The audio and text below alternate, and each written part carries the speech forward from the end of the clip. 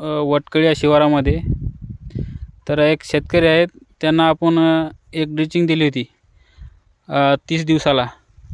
नमस्कार. नमस्कार.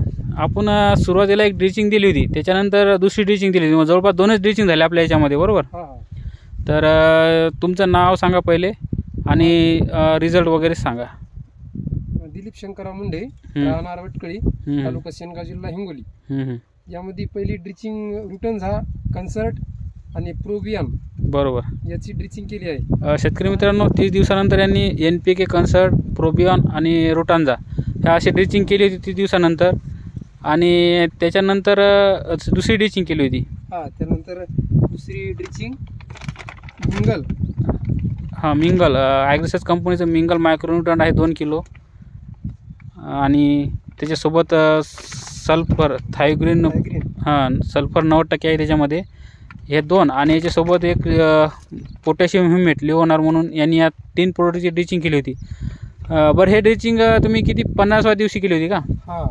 आणि याचं रिझल्ट वगैरे कसं काय वाटला तुम्हाला? रिझल्ट एक नंबर. याला 6 दिवस झाले ड्रिचिंग करून. जबरदस्त रिझल्ट आला, एक नंबर. केळीचे पानं झाले आणि फुटवे पण काढत आहे 4-4, 5-5. बरोबर. शेतकरी मित्रांनो, तुम्ही बघू शकता. आता हे बघा, इथं 1, 2, 3, 4 कोटी फुटवे निघत आहेत. आणि नवीन जे पान निघत आहे, म्हणजे अजून वाढ चालू आहे चांगली, जबरदस्त.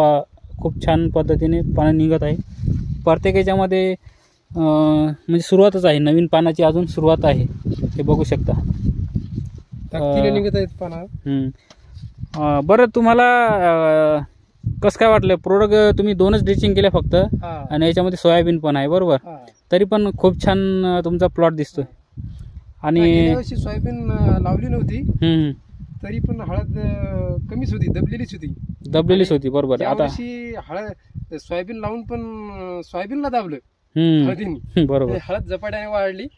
एक नंबरचा रिझल्ट आहे सर, खूप समाधान वाटते. बरोबर. तुमच्या शिवारामध्ये मी आता बघत आलो, तर म्हणजे खूप अशा नॉर्मल हळदी आहेत, म्हणजे वाढ वगैरे नाही, जशी पाहिजे तशी नाही. आता त्यांनी काय सोडलं काय माहिती नाही, नाही परत. पण आपल्यापासून शेतकरी मित्रांनो बघू शकता, जबरदस्त असा डेव्हलप प्लॉट झाला बघा.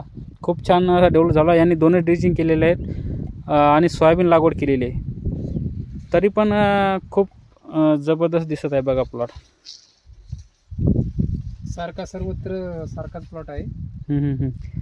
बरं, बाकी शेतकऱ्यांना काय सांगचाल की हे ड्रिचिंग करायला पाहिजे का नाही पाहिजे? करायला पाहिजे, बरोबर. 100% रिझल्ट आहे याचा.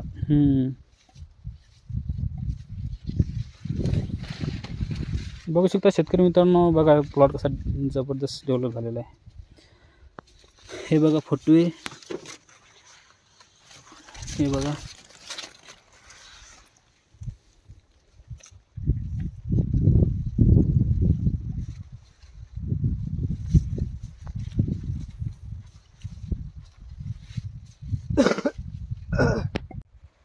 नमस्कार शेतकरी मित्रांनो, मी ज्ञानेश्वर पायगन, माऊली कृषी सेवा केंद्र, सातपुडा.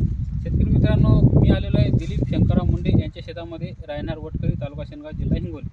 शेतकरी मित्रांनो, यांना आपण सुरुवातीला G5 25 किलो, पोटॅशियम 25 किलो आणि NPK 14/14 आपण यांना सुरुवातीला घ्यायला सांगितलं होतं. आता यांचा 2 एकराचा प्लॉट आहे, बघू शकता तुम्ही कसा प्लॉट डेव्हलप झालेला आहे. जबरदस्त असा प्लॉट चांगल्या पद्धतीने डेव्हलप झालेला आहे आणि शेतकरी समाधान आहे. याच्यामध्ये आपण त्यांना भेसळ डोस आपण दिला होता. एकरी G5 दिलं होतं 25 किलो, पोटॅशियम दिलं होतं 25 किलो आणि NPK म्हणून 14/14 दिलं होतं आपण 1 बॅग. शेतकरी मित्रांनो, याच्यासोबत आपण आळीसाठी बायर कंपनीचं रिजन दिलं होतं 4 किलो. आणि त्याच्यानंतर यांनी आतापर्यंत डोस दिलेला नाही आहे. सोबत याच्या सोयाबीन लावलेल्यामुळं थोडंफार हळद जशी पाहिजे तशी माझ्या मताने डेव्हलप दिसत नाही, पण त्याच्या पद्धतीने हळद एक नंबर अशी जबरदस्त डेव्हलप झालेली आहे. कारण आता इथे जवळपास या हळदीला 4-5 फुटवे आलेले आहेत आणि पानाची पण ग्रोथ चांगली आहे आणि नवीन पानं पण फुटण्यासाठी जबरदस्त असं दिसत आहे. बघू शकता, हे बघा नवीन पानं आहेत, पानं असे जबरदस्त एका इतीच्या वरही पान झालेलं आहे. शेतकरी मित्रांनो, यांना आपण सुरुवातीला एक ड्रिचिंग दिली होती, प्रोबियन दिलं होतं, नॅचरल बायोस्टिम्युलंट आहे ॲग्रिसेस कंपनीचं. त्याच्यासोबत रुटांचा दिलं होतं, मायक्रोरायझा मुळ्याच्या वाढीसाठी आणि आपले फॉस्फरस, झिंक, पोटॅश हे सगळे अपटेक करते मायक्रोरायझा. शेतकरी मित्रांनो, त्याच्यासोबत आपण कन्सर्ट दिलं होतं NPK. जे पण आपण खतं टाकतो हे 20 ते 22% लागू होतात. हे 80-90% लागू होण्यासाठी आपण त्यांना NPK कन्सर्ट दिलं होतं. शेतकरी मित्रांनो, त्याच्यानंतर 30 दिवसाला आपण ही पहिली ड्रिचिंग केली होती. त्याच्यानंतर 50व्या दिवशी आपण दुसरी ड्रिचिंग केली होती. त्याच्यामध्ये ॲग्रोसेट कंपनीचं मायक्रोडन आहे 2 किलोचं. याची क्वालिटी म्हणजे आपण यांनी मायक्रोडन किटं वापरले नाहीत भेसोडसमध्ये, तर हे आपण त्यांना सोडायला सांगितलं होतं. अजून जेव्हा 5-6 फुटी फुटतील आणि आपलं मातूर कंदाला जेव्हा फुटी फुटतील चांगले 4-5 तेव्हा आपण यांना सोडायला सांगणार आहे. 90 दिवसानंतर आपण याला सोडायला लावणार आहे. म्हणजे जवळपास आपल्याला फक्त 2दा हे मायक्रोडन वापरायचं आहे. त्याच्यानंतर आपल्याला 50 किलोची किट वापरली नाही तरी चालेल. शेतकरी मित्रांनो, खूप छान रिझल्ट आहे. कारण जे पण आपली NPK अपटेक करण्यासाठी आपलं मायक्रोडन आपल्याला खूप गरज असते. कारण मायक्रोडनचा डोस दिल्याशिवाय बाकीचे पण खतं अपटेक होण्याचा थोडं प्रॉब्लेम येते.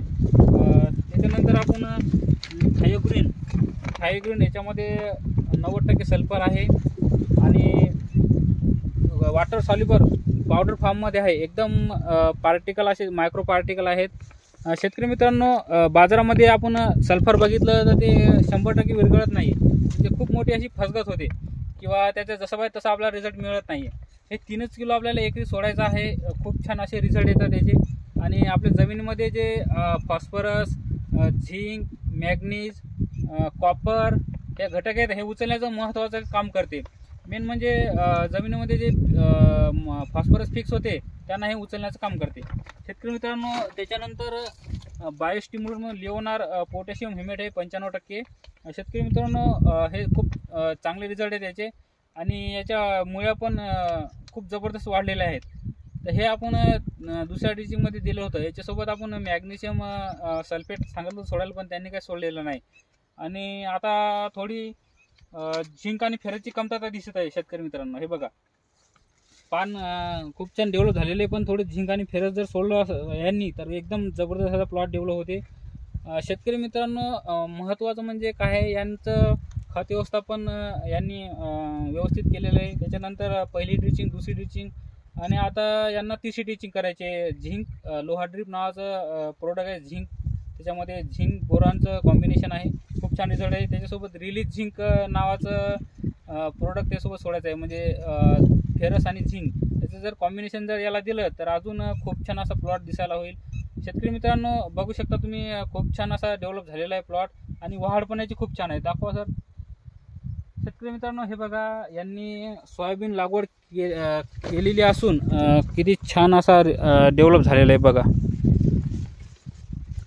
आता यांना थोडी खर्चाची भीती वाटत होती सुरुवातीला, पण त्यांनी पहिली ड्रिचिंग केली, त्याच्यानंतर दुसरी ड्रिचिंग केली आणि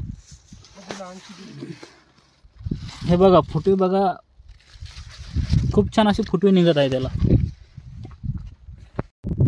शेतकरी मित्रांनो, यांच्या प्लॉटला 80 दिवस पूर्ण झालेले आहेत आणि आता हे जे पान आहे बघा, आता याला 5-6 पान पकडलेले आहेत. हे जे पान आहे हे जेव्हा ओपन होईल, याच्यानंतर दुसरं जे पान निघेल तेव्हा बघासारखा प्लॉट होईल.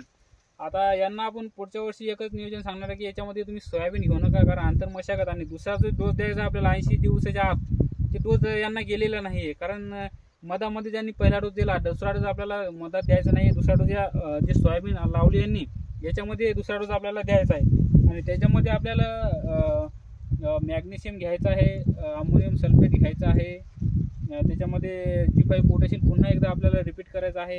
त्याच्यासाठी आपल्याला MOP घ्यायचे आहे, चटणी पोटॅश म्हणतो आपण, IPL कंपनीचं चटणी पोटॅश आपल्याला घ्यायचं आहे.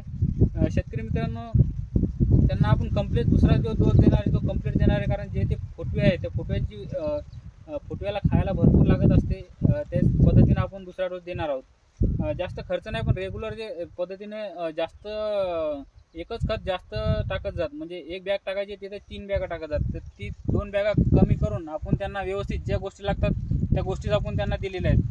शेतकरी मित्रांनो, हे बघू शकता. कारण महत्त्वाचं म्हणजे जे तुमची पानाची जाडी असते बघा, आता ही पानाची जाडी बघा, एक इतीच्या वरी पान झालेलं आहे, कोणतं पण पान बघा तुम्ही एका इतीच्या वरी झालेलं आहे, बरोबर. कारण हे जेवढं रुंदी होईल, जेवढे जास्त पाणी येतील, जेवढं रुंदी होईल, जेवढं याचं स्टोरेज होईल, तेवढं आपलं मातृकुंदाला जे अन्न पाहिजे ते मिळत राहते. बघू शकता हा दुसरा याचा कोंब पण आलेला आहे बघा. हे 2 कोंब आलेले आहेत याला, कारण हे जवळपास 3 येतात. जवळपास हे या लेवलला आलेले आहेत बघा. हे कोंब पण या लेवलला आले आहे. शेवटपर्यंत या लेवलला असायला पाहिजे, तेव्हा तरच आपल्याला उत्पन्न होते. हे बघा याच्यामध्ये हे बघा हे मातृकंद आहे 2, 3 म्हणजे एका मातृकंदाला जवळपास 3-3, 4-4 फुटी आहेत. आणि आपल्याला जर असा प्लॉट डेव्हलप करायचा असेल तर नियोजन खूप महत्त्वाचं आहे. कमी खर्चामध्ये जास्त उत्पन्न कसं काढता येईल याच्याकडं आपण कधी पण भर दिला पाहिजे. त्या पद्धतीनं नियोजन केलं पाहिजे, तरच आपण जे पीक काढतो त्याच्यामध्ये सक्सेस राहतो. 40+ जर उत्पन्न काढायचं असेल आपल्याला तर आपण सोयाबीन न लावता याची आंतरमशागत आणि जेवढं तुम्ही बियाणं चांगल्या पद्धतीनं निवडता किंवा चांगल्या पद्धतीने लावता, सुरुवातीपासून आपण ड्रिचिंग करतो. ड्रिचिंग खूप महत्त्वाची आहे, कारण या पद्धतीला म्हणजे ड्रिचिंग जर आपण नाही केली आणि सड वगैरे जर लागली तर सुरुवातीलाच आपल्याला त्रास व्हायला सुरुवात होती. शेतकरी मित्रांनो, महत्त्वाचं म्हणजे आपण याच्यानंतर यांना 4 किलो अल्ट्रा डिझेन दिलं होतं. त्याच्यानंतर आपण यांना जवळपास 30 दिवसानंतर आपण यांना मेटारायझियम दिलं होतं. म्हणजे हुमनिकिल नावाचा एक प्रोडक्ट होता, त्याच्यामध्ये मेटारायझियम आढळून जात आहे. तर ते आपण यांना दिलं होतं. त्याच्यामुळं यांची कुठं म्हणजे सड लागली नाही, कुठं बुरशी लागली नाही. आणि पहिली ड्रिचिंग जी केली होती त्याच्यासोबत आपण याला 1 किलो मेटारायझियम सोडायला सांगितलं होतं. शेतकरी मित्रांनो, महत्त्वाचं म्हणजे याच्यामध्ये तुम्ही शेणखत वापरा किंवा काही वापरा, 100% त्याच्यामध्ये आळ्या होतातच, हुमणी आळ्या असतातच. तर त्या हुमणी आळ्या खतम करायसाठी आपण त्यांना मेटारायझियम परभणी विद्यापीठाचा सोडा किंवा कोणताही सोडा पण 1 किलो 2 किलो आपण 30 दिवसाला किंवा 30 दिवसानंतर आपण 9व्या दिवशी अजून एकदा सोडायला पाहिजे.